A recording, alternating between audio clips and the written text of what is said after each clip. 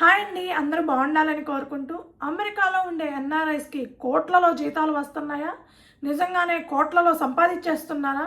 ఇందులో నిజమెంత? ఆ విషయం గురించి క్లుప్తంగా మాట్లాడుకునే ముందు ఒక చిన్న రిక్వెస్ట్ అండి. మీరు ఈ వీడియో చూస్తుంటే గనక దయచేసి ఒక లైక్ చేయండి, షేర్ చేయండి. తప్పకుండా సబ్స్క్రైబ్ అయితే చేసుకోండి. అలాగే హైప్ చేయడం, లైక్ చేయడం మాత్రం మర్చిపోకండి. ఇండియాలో చాలామంది అమెరికాలో ఉండే వాళ్ళ గురించి కోట్లు కోట్లు సంపాదించేస్తున్నారు, కోట్లు కోట్లు జీతాలు తీసేసుకుంటున్నారు అని అనుకోవచ్చు. దానికి చాలా రీజన్సే ఉండొచ్చు. ఇండియాలో ఇక్కడ ఉండే వాళ్ళ పేరెంట్స్ ఇండియాలో గొప్పలు చెప్పుకోవడం కానీ, లేదంటే ఇక్కడ ఉండే వాళ్ళు ఇండియాకి వచ్చినప్పుడు కొంతమంది ఓవర్ యాక్షన్ చేసి హెచ్చులెచ్చులు చెప్పుకోవడం కానీ, లేదంటే ఒక అపోహ కావచ్చు అంత జీతాలు వస్తున్నాయి అని. దేని కారణంగా అయినా సరే అమెరికాలో ఉండే ఎన్ఆర్ఐలు కోట్లలో జీతాలు తీసుకుంటున్నారు అనేది అపోహ లేక నిజమా అనేది క్లియర్గా చెప్పాలనుకుంటున్నానండి. సో ఏదైనా మనం అమెరికాలో 50 స్టేట్లు ఉంటాయండి. 50 స్టేట్లలో మనకి జీతాలు డిఫరెంట్గా ఉంటాయి. ఒక స్టేట్లో ఉండే జీతము రెండో స్టేట్లో చాలా పెద్ద అమౌంట్ కావచ్చు. సో అదంతా నేను క్లియర్గా చెప్తాను. ఎప్పుడైనా సరే సహజంగా మన ఇండియాలో ఎవరైనా సరే చెప్పేటప్పుడు చెప్పేది, ఇక్కడ ఎన్ని డాలర్లు దాన్ని ఇండియన్ రూపీస్లో కన్వర్ట్ చేసి దాన్ని కోట్లు అని చెప్తారు. అది సహజంగా జరిగే విషయమేనండి. ఎందుకంటే రూపీ వాల్యూ కంటే కూడా డాలర్ వాల్యూ చాలా అంటే చాలా ఎక్కువ కాబట్టి ఇక్కడ ఉండే వేలల్లో వచ్చే జీతాలని, లక్షల్లో వచ్చే జీతాలను కూడా అక్కడ కోట్లలో చెప్పేస్తూ ఉంటారు. సో ఎవరిది అపోహ, ఎవరిది నిజము? నిజంగానే కోట్లలో జీతాలు సంవత్సరానికో నెలకో సంపాదించేస్తున్నారా ఎన్ఆర్ఐస్? దాంట్లో ఖర్చులు ఏంటి, ఎక్స్పెన్సెస్ ఏంటి, ట్యాక్స్లు ఏంటి, వాళ్ళకి మిగిలేదంతా వాళ్ళు నిజంగానే సంవత్సరానికి ₹1,00,00,000 మిగిలించగలుగుతున్నారా? కోట్లలో జీతాలు తీసుకోగలుగుతున్నారా? ఇవన్నీ క్లియర్గా చెప్పే ముందు మనం ఎప్పుడైనా ఎవరి విషయంలోనైనా సరే శాలరీ అనేది తెలుసుకోవాలి అని ఏంటండి, ఫస్ట్ వాళ్ళు ఏ స్టేట్లో వర్క్ చేస్తున్నారు అనేది చూడాలి. అమెరికాలో 50 స్టేట్లు ఉంటే 50 స్టేట్లో దాదాపుగా 20 నుంచి 25 స్టేట్లో మన ఇండియన్స్ చాలా ఎక్కువగా ఉంటారు. రిమైనింగ్ ఒక 5-6 స్టేట్లో కూడా ఉంటారు, కానీ చాలా తక్కువ పర్సంటేజ్లో ఉంటారు. ఒక 20 స్టేట్లో అసలు మన ఇండియన్స్ ఉండరండి, అస్సలు ఉండరు. సో ఒక 20 నుంచి 25 స్టేట్లో మన ఇండియన్స్ ఎక్కువగా ఉండే స్టేట్ల గురించే చెప్తున్నానండి. ఒక్కొక్క స్టేట్కి ఒక్కొక్క వేజ్ నార్మ్స్ అనేవి ఉంటాయి. ఇప్పుడు కాలిఫోర్నియా, న్యూయార్క్లో ఉండే వాళ్ళ కంటే మిషిగన్, ఒహాయోలో ఉండే వాళ్ళ జీతాలు చాలా తక్కువ ఉంటాయి. ఎందుకు అని అంటే ఆ స్టేట్లో కాస్ట్ ఆఫ్ లివింగ్ అనేది చాలా ఎక్కువ, చాలా టూ మచ్గా ఉంటుంది. దాన్ని కూడా బేస్ చేసుకొని అక్కడ జీతాలు ఇవ్వడం జరుగుతుందన్నమాట. అక్కడే కాదండి, ప్రతి స్టేట్లో అలాగే జరుగుతుంది. కాలిఫోర్నియాలో వచ్చే మినిమం శాలరీ వేరే స్టేట్లో అది హయ్యెస్ట్ శాలరీ అయ్యే అవకాశం కూడా ఉంది. సో మనం ఎక్కడ ఉంటున్నాం, ఏ స్టేట్లో ఉంటున్నాం? టెక్సాస్లో ఉంటే ఒకలాగా ఉంటుందండి, అలాగే కాలిఫోర్నియాలో ఉంటే ఒకలాగా ఉంటుంది, లేదా జార్జియాలో ఉంటే ఒకలాగుంటుంది, ఒహాయోలో ఉంటే ఒకలాగుంటుంది, మిషిగన్లో ఉంటే ఒకలాగుంటుంది. జీతాలు అనేవి స్టేట్కి డిఫరెంట్గా ఉండొచ్చు, కానీ అది వాళ్ళ కాస్ట్ ఆఫ్ లివింగ్ మీద బేస్ చేసుకొని ఇవ్వడం జరుగుతుందన్నమాట ఇక్కడ జీతాలు. సో మనం ఏ స్టేట్లో ఉంటున్నాం అనేది చాలా ఇంపార్టెంట్. కాలిఫోర్నియాలో ఉండే వాళ్ళకి $2,00,000 అని చెప్తారు. $2,00,000 అనగానే మన ఇండియన్స్ టక్కన ఇండియాలో ఉండేవాళ్ళు $2,00,000 అంటే $1,70,00,000 సంవత్సరానికి. అమ్మ ఎంత డబ్బురా బాబు, ఎంత ఖర్చు పెట్టుకుంటే మాత్రం 70,00,000 ఖర్చు పెట్టుకుంటారు, ₹1,00,00,000 మిగలదు. అంత సీనే ఉండదండి. ఇక్కడ సంవత్సరానికి ₹1,00,00,000 సేవ్ చేసేవాళ్ళు నాకు తెలిసి 99% ఉండరు. ఆ 1% ఉండేవాళ్ళు ఉండొచ్చు, ఎందుకంటే వాళ్ళు హయ్యెస్ట్ పీక్స్లో ఉండేవాళ్ళు అలాంటి వాళ్ళకు ఉండొచ్చు. అది కూడా H1B మీద, L1ల మీద ఉండే వాళ్ళకి అంత హయ్యెస్ట్ శాలరీస్ అయితే ఎక్కడా ఉండవండి. ఉన్నా కూడా ఆ కాస్ట్ ఆఫ్ లివింగ్ని బేస్ చేసుకొని పెద్దగా మిగిలేది ఉండదన్నమాట. సో అక్కడ $2,00,000, $1,70,00,000 ఇండియా కరెన్సీలో మార్చుకుంటే 2,00,000లో కనీసము $50,000 కూడా ప్రాపర్గా మిగిలించుకోలేదండి. $50,000 కూడా మిగలవు. దాంట్లో ఆ $50,000లో సగం $25,000 మిగిలినా కూడా గొప్ప విషయం అనమాట అక్కడ. సో అంటే అంత కాస్ట్ ఆఫ్ లివింగ్ ఉంటుంది అని చెప్తున్నా. అదే $2,00,000 మేముంటే మిషిగన్లో ఇచ్చారనుకోండి, నేను కళ్ళు తిరిగి కింద పడిపోవడమే. అంత హైయెస్ట్ అనమాట. అసలు ఆల్మోస్ట్ ఎవరికి ఉండవు అంత శాలరీస్. $2,00,000 శాలరీస్ చాలా అంటే చాలా రేర్గా ఉంటాయి. నేను H1B వాళ్ళు అలాగే L1 వాళ్ళ గురించే చెప్తున్నానండి. గ్రీన్ కార్డ్ వాళ్ళు కూడా ఇందులో ఇంక్లూడ్ అయి ఉంటారు. బిజినెస్ మ్యాన్స్, జాబ్ చేస్తా బిజినెస్ చేసేవాళ్ళు, జాబ్ చేస్తా కన్సల్టెన్సీస్ రన్ చేసేవాళ్ళు, వీళ్ళ గురించి అయితే నేను చెప్పటం లేదు. ఎందుకంటే వాళ్ళకి బిజినెస్ ఇన్కమ్ అనేది చాలా ఎక్కువగా ఉంటుంది కాబట్టి. సో కాలిఫోర్నియాలో నార్మల్ శాలరీస్ 1,20,000 అండి. 1,20,000 అంటే చాలా మినిమం శాలరీ, అది చాలా అంటే చాలా మినిమం. ఆ శాలరీకి అక్కడికి వెళ్ళి ఒక ఫ్యామిలీ బతకాలంటే చాలా కష్టం అండి. బట్ అదే $1,20,000 ఇంకొక స్టేట్లో ఇస్తే లగ్జరీగా బతకొచ్చు అనమాట. అలా ఉంటుంది. సో ఏ స్టేట్లో ఉంటున్నారు అనేది చాలా ఇంపార్టెంట్. రెండవది ఏ కంపెనీలో వర్క్ చేస్తున్నారు అనేది కూడా చాలా ఇంపార్టెంట్. ఎందుకంటే గూగుల్, మైక్రోసాఫ్ట్, అమెజాన్ లాంటి కంపెనీస్లో చాలా హై ప్యాకేజెస్ ఇస్తారు. బట్ అందరూ అక్కడ వర్క్ చేయరు కదండి, కొంతమంది వర్క్ చేస్తారు. అట్లాగని ఆ కంపెనీస్లో చేసే ప్రతి ఒక్కళ్ళకి $3,00,000 సంవత్సరానికి, $4,00,000, $5,00,000 ఉంటాయి అంటే ఉండవు. అక్కడ కూడా 1,20,000 నుంచి స్టార్ట్ అయ్యి $4,00,000 వరకు ఉంటుందండి. సో H1B వాళ్ళైనా కూడా, H1B L1 వాళ్ళైనా కూడా వాళ్ళ పొజిషను, వాళ్ళు చేసే వర్క్ చేసే టెక్నాలజీని బట్టి, వాళ్ళ ఎక్స్పీరియన్స్ని బట్టి 1,20,000 నుంచి స్టార్ట్ అవ్వచ్చు. హయ్యెస్ట్ అంటే 3,00,000, 4,00,000 పోవచ్చు. అది మ్యాక్సిమం మేనేజర్ లెవెల్, L1 వాళ్ళలో కూడా మేనేజర్ లెవెల్ వాళ్ళకి, అలాంటి వాళ్ళకి ఉండొచ్చు. లేదంటే ఇప్పుడు వస్తున్న ఏఐ మీద వర్క్ చేసే వాళ్ళకి కావచ్చు, అలాంటి వాళ్ళకి ఉండొచ్చు. బట్ అందరికీ ఏమి ఉండదండి. సో అది ఒకటి చూసుకోవాలి. మూడవది వాళ్ళు కాంట్రాక్ట్ బేసిస్ మీద చేస్తున్నారా, ఫుల్ టైంలో చేస్తున్నారా అనేది కూడా చూసుకోవాలి. ఫుల్ టైంలో చేసే వాళ్ళకి నార్మల్గా యావరేజ్ సాలరీ ఏ స్టేట్లోనైనా సరే 1,20,000 ఇచ్చారంటే హ్యాపీ, ఓకే, వాళ్ళు సర్వైవ్ అవ్వచ్చు, ఎంతో కొంత మిగిలించుకోవచ్చు. అదే $1,20,000 కాంట్రాక్ట్ బేసిస్ మీద వాళ్ళకి అనుకోండి, అంతేం ఉండదండి. ఎందుకనంటే వాళ్ళు 1 డే లీవ్ పెట్టినా వాళ్ళకి 8 అవర్స్ లెక్కన ఉంటుంది. హవర్లీ బేస్డ్ ఇస్తారు. కాంట్రాక్ట్ బేసిస్ మీద వర్క్ చేసే వాళ్ళకి ఎవరికైనా సరే అమెరికాలో హవర్లీ బేస్డ్ ఇస్తారు. సో హవర్లీ బేస్డ్ ఇచ్చినప్పుడు ఒక రోజుకి ఎన్ని గంటలు పని చేస్తారో, 8 గంటలకి ఎంత ఛార్జ్ చేస్తారో అది డిడక్ట్ చేస్తారు వాళ్ళ శాలరీలో నుంచి. ఒక్కరోజు లీవ్ పెట్టినా సరే, హాఫ్ డే లీవ్ పెట్టినా కూడా డిడక్ట్ చేస్తారు. సో అట్లా ఉంటుందన్నమాట కాంట్రాక్ట్ బేసిస్ అనేది. సో వాళ్ళకి 1,20,000 ఇచ్చినా కూడా చాలా తక్కువ. వాళ్ళు ఏమైనా గుడ్డు చాకరీ చేయాలన్నమాట, ఖాళీ లేకుండా, ఒక లీవ్ లేకుండా, ఎంత హెల్త్ బాగాలేకపోయినా కూడా ఆ శాలరీ పర్ఫెక్ట్గా మనం అనుకున్న శాలరీ మన చేతిలోకి రావాలి అని అంటే కనుక అంత చూసుకోవాలి. సో ఇకపోతే మన ఎక్స్పెన్సెస్ ఏంటి, మనకేమైనా లోన్లు ఉన్నాయా, ఇవి కూడా చూసుకోవాలండి. ఎవరికైనా సరే అమెరికాలో ఉండే నార్మల్గా కొత్తగా వచ్చే వాళ్ళకి కారు లోన్ ఖచ్చితంగా ఉంటుందండి. సెకండ్ హ్యాండ్దైనా ఫస్ట్ హ్యాండ్దైనా కారు ఉంటుంది. ఆ కారు లోన్ ఉంటుంది, ఎంతో కొంత, ఎవరికి తగ్గది వాళ్ళది. హౌసింగ్ లోన్ అనేది కొంతమందికే ఉంటుంది, అందరికీ ఉండదు. సో అది నేను పెద్ద కన్సిడర్ చేయట్లేదండి. కారు అయితే ఖచ్చితంగా ఉంటుందన్నమాట. మ్యాక్సిమం పీపుల్కి కారు లోన్ ఉంటుంది. సో ఒక 4-5 ఇయర్స్ తర్వాత కారు లోన్ క్లియర్ అయిపోతుంది, అది వేరే విషయం. సో అలా ప్రతిదీ క్యాలిక్యులేట్ చేసుకోవాలండి. సో మెయిన్గా ఇక్కడ చూడాల్సింది, అమెరికాలో కోట్లలో జీతాలు వస్తున్నాయి అంటే సింపుల్గా చెప్తానండి.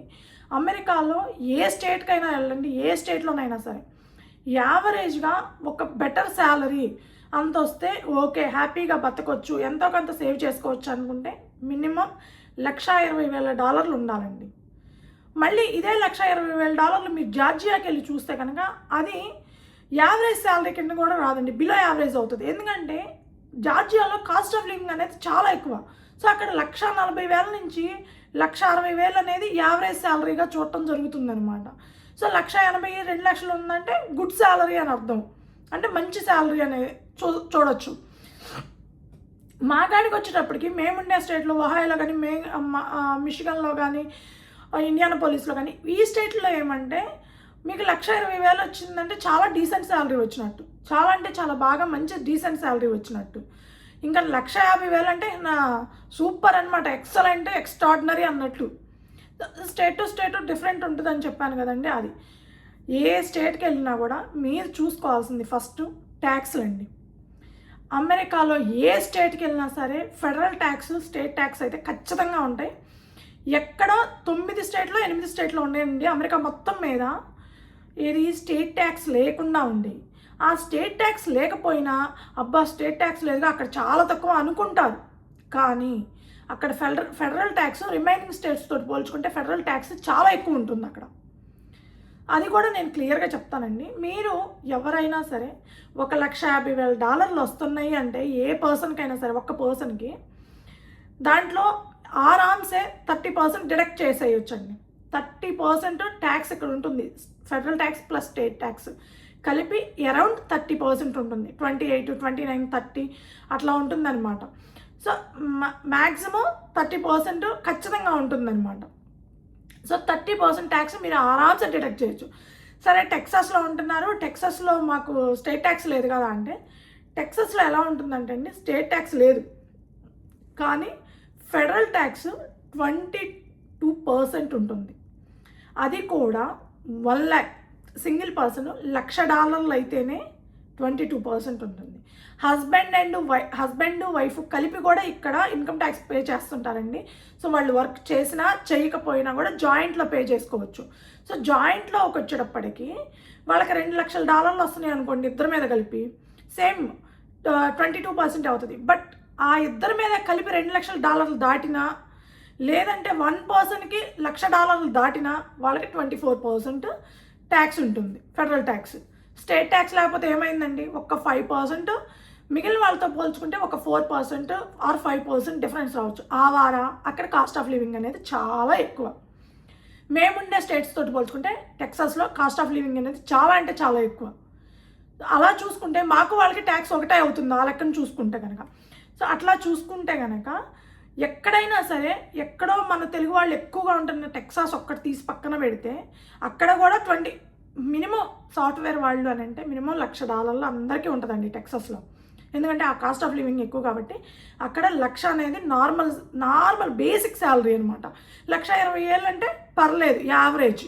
1,40,000 నుంచి 1,80,000, 2,00,000 అంటే ఓకే, గుడ్ శాలరీ అని హ్యాపీగా బతికేయచ్చు.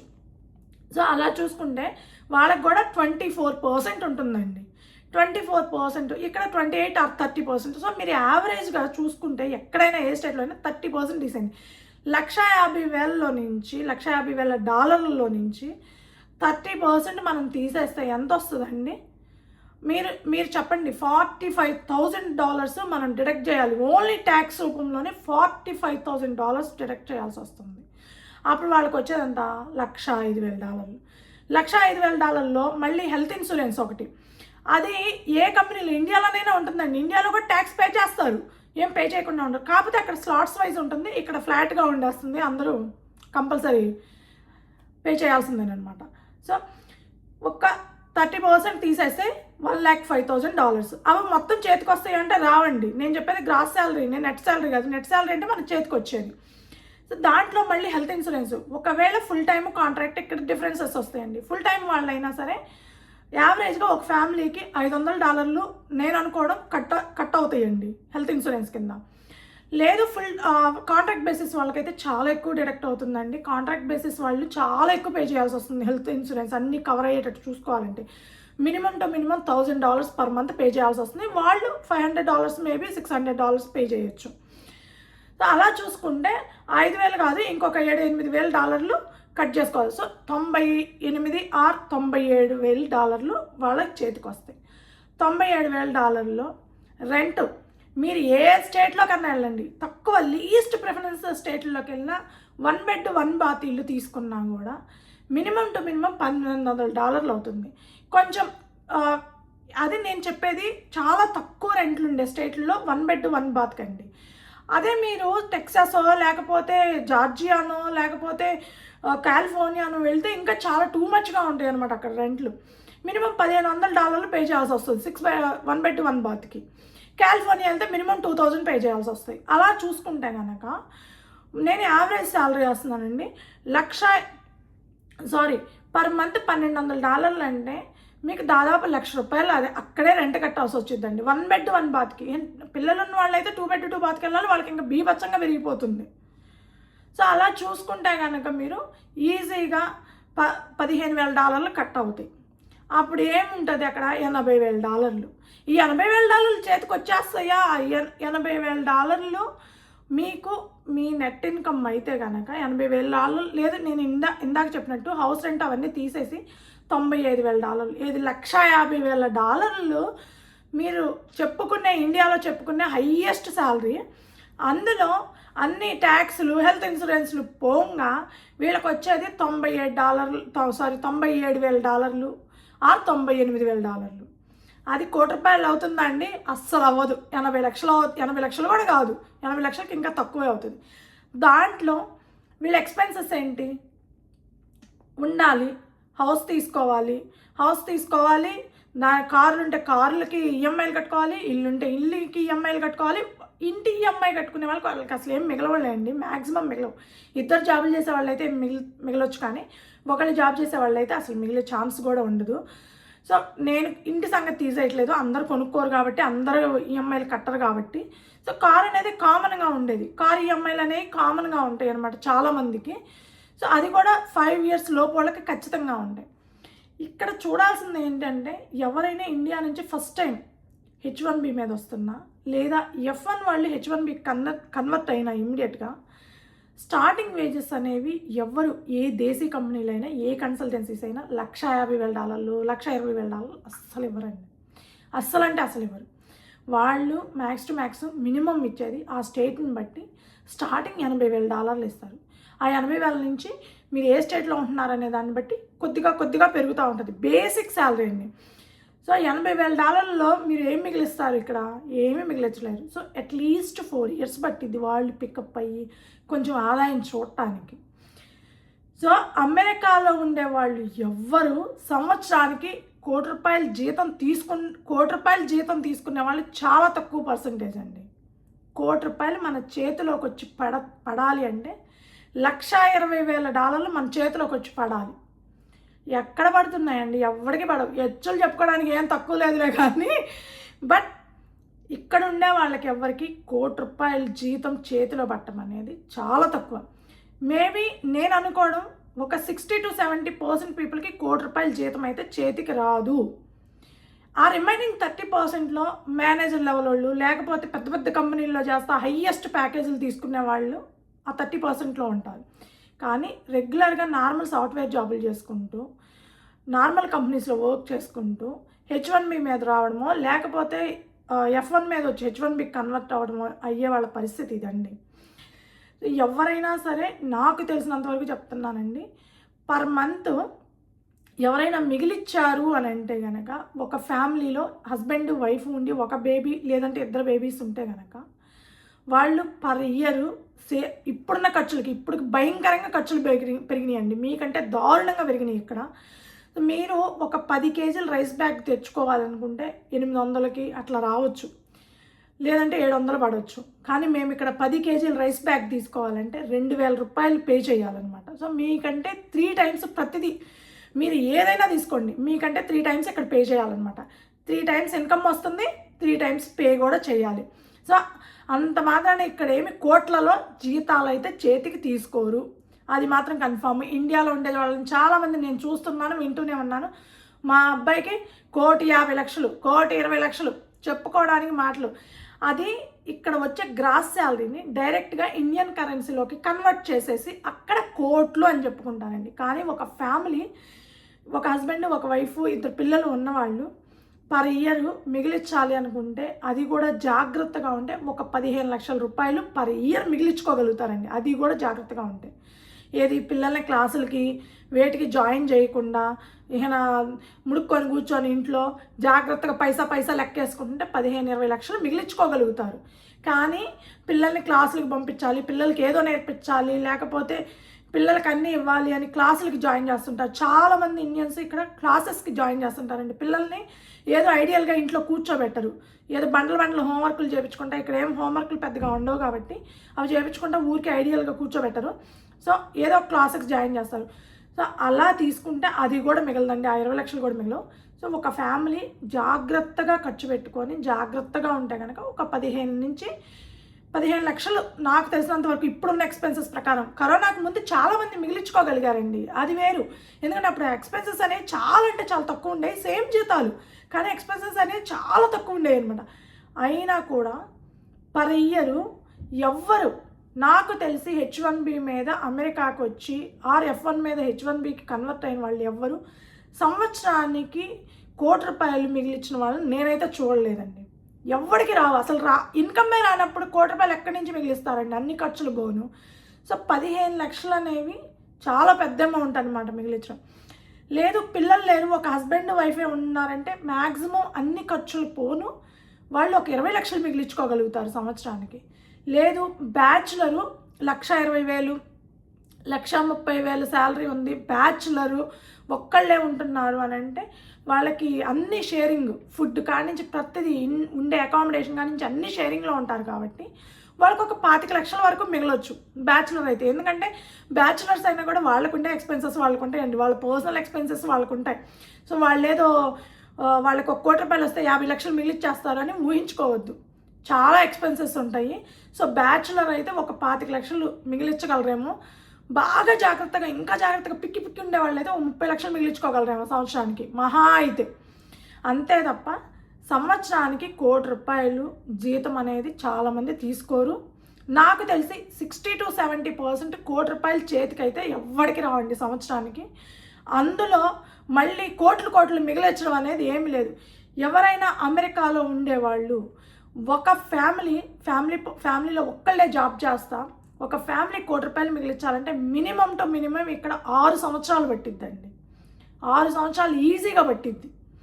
అదే హస్బెండ్ వైఫ్ ఇద్దరు ఉంటే పిల్లలు లేకుండా ఉంటే 5 సంవత్సరాలు పట్టిద్ది ₹1 కోటి సంపాదించాలంటే. అలాగే ఇద్దరు జాబ్ చేస్తున్నారు అనుకోండి, మళ్ళీ అది వేరు. ఇద్దరు జాబ్ చేస్తుంటే వాళ్ళు ఒక 4 సంవత్సరాల్లో ₹1 కోటి తీసి అవతల పడేస్తారు ఇద్దరు జాబులు చేసేవాళ్ళు అయితే. మళ్ళీ ఇద్దరు జాబులు చేస్తే ఇద్దరు పిల్లలు ఉంటే అది మళ్ళీ అగైన్ ఆలోచించుకోవాల్సి వస్తుంది అనమాట. ఎందుకంటే జాబ్ అప్పటి నుంచి ఏవో ఒకటి కొంటానే ఉంటారండి. అందులో లేడీస్ సంగతి చెప్పాల్సింది ఏమీ లేదు. మాకు బట్టలు ఏమన్నా చూడంలోనే కొనాలనే తొత్తర ఎక్కువగా ఉంటుంది కాబట్టి సంపాదించేది సగం సమర్పయామి చేస్తారనమాట అట్లాగా. సో నాకు తెలిసింది చెప్తున్నానండి, అమెరికాలో ఎవ్వరికి సంవత్సరానికి ₹1 కోటి జీతంగా అయితే చేతిలోకి అయితే రాదు. మనము ఇక్కడ వచ్చే శాలరీలు వితౌట్ ట్యాక్స్లు, వితౌట్ హెల్త్ కేరు అన్నీ ఏమి లెక్క పెట్టకుండా $1,50,000 కొట్టు, ఇక్కడికి ₹1,30,00,000 అంతే, అంతకు మించి ఏమీ లేదు. బట్ అంత ₹1 కోటి అనేది వీళ్ళకి చేతికి రాదు. చేతికి వచ్చిన దాంట్లో వాళ్ళకి మిగిలేది అంతేనండి, అంతకంటే ఎక్కువ మిగలదు. So family wise, bachelor wise, భార్యాభర్తల వైజు చెప్పుకోవాల్సి వస్తే అలానే మిగులుతాయి. సో ₹1 కోటి సంపాదించడం అనేది ఒక జాబ్ చేస్తూ అమెరికాలో అంత ఈజీ అయితే కాదు. మినిమం 4 సంవత్సరాల నుంచి 6 సంవత్సరాలు పట్టే అవకాశం ఉంది. ఇప్పుడున్న ఖర్చులకి, ఇప్పుడున్న ఎక్స్పెన్సెస్కి అంత టైం పడుతుందన్నమాట.